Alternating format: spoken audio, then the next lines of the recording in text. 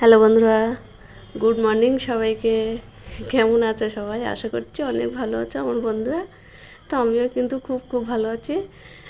যেহেতু শাশুড়িমায়ের শরীরটা একটু খারাপ, তো যাই হোক, তো সকালবেলা বাসি কাজকর্ম সারলাম, স্নান সারলাম, পুজো দিলাম। যেহেতু আজকে একাদশী, রাধা গোবিন্দকে স্নান করলাম, করিয়ে পুজো দিয়ে দেখো আসলাম সবজি কাটতে। যেহেতু দাদাভাই যাবে মালঞ্চয়, রান্না বসাতে হবে তার জন্য।